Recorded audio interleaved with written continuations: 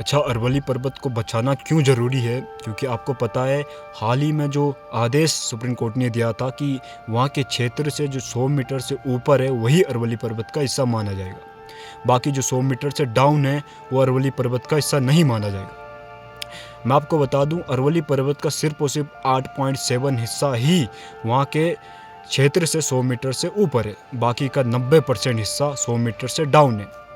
तो कोर्ट के आदेश के अनुसार इस पर काम हो सकता है, इस पर कटिंग हो सकती है, क्योंकि ये 100 मीटर से डाउन है और 90% हिस्सा कोई छोटा मोटा आंकड़ा नहीं है, बहुत बड़ा आंकड़ा है। इसकी शुरुआत होती है गुजरात से। गुजरात से शुरुआत होते हुए ये राजस्थान, हरियाणा और दिल्ली तक फैला है।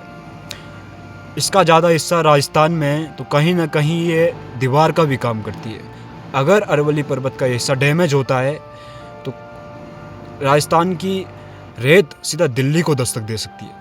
वहाँ की गर्म हवाएं सीधा दिल्ली को चपेट में ले सकती है।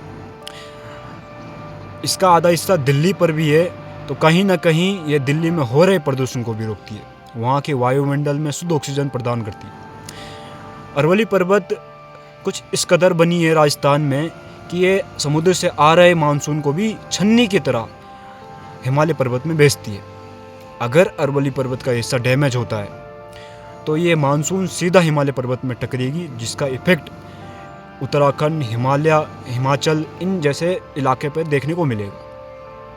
अच्छा, अरवली पर्वत में काफ़ी झरने, नदियाँ बहते हैं जिससे राजस्थान में पानी की आपूर्ति पूरी होती है। अगर अरवली पर्वत का ये हिस्सा डैमेज होता है तो ये नदी झरने सूख जाएंगे, जिसके कारण कृषि पर ज़्यादा इफेक्ट देखने को मिलेगा। अच्छा, अरवली पर्वत में काफ़ी जीव जंतुओं का वास है, जिसमें तेंदुआ, लकड़बग्गे जैसे जीव वहाँ रहते हैं। कहीं ना कहीं इन पर भी ज़्यादा इफेक्ट देखने को मिलेगा, और इफेक्ट ही नहीं बल्कि इनका अस्तित्व ही ख़त्म हो सकता है।